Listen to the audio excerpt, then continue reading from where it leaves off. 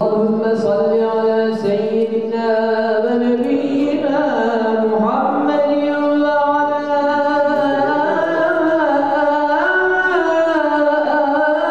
ali Muhammed. Değerli kardeşlerim, Allah'ın rahmeti, bereketi hepimizin üzerine olsun inşallah. Hepimizin malumu şu anda dünyanın gözü önünde bir katliam rastlıyor. Oradaki insanlar darmadağın edilir. Kimisinin işte cenazesi, bu kardeşimiz de 17 yaşında kanser hastasıydı. Hamdolsun ki bununla gurur duyuyoruz ki en azından bizler bu mazlumlara az da olsa bir el atabilmişiz. Bizim için bir şeref, bir gururdur.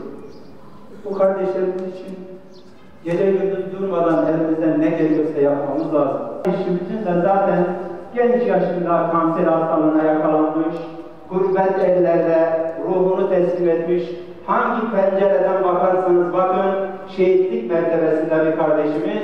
Cenab-ı Allah onu affetsin. Bizi yine onlar gibi insanların hürmetine bizi de affettiği kullar cümlesine dahil eylesin inşallah. Duaya uyum hazır olan imama her kişi niyetine.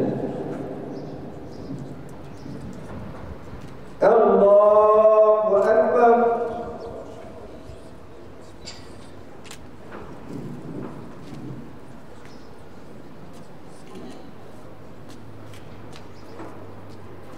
Allahu Ekber.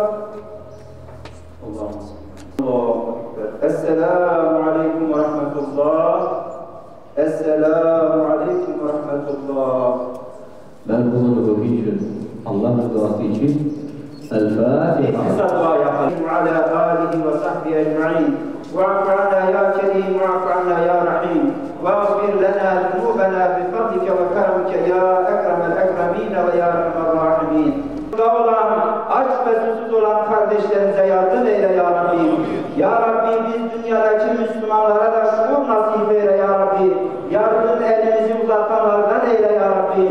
Ne mutlu o insanlara ki bu dar günde Müslüman kardeşini bağrına basmış, onlara yardım elini uzatanlara da sen, onlara bu dünyada da ahirette de her istediklerini yerine getir ya Rabbi. İlahi ya Rabbi sen affı bilirsin, affı seversin, bizler de affeyle ya Rabbi.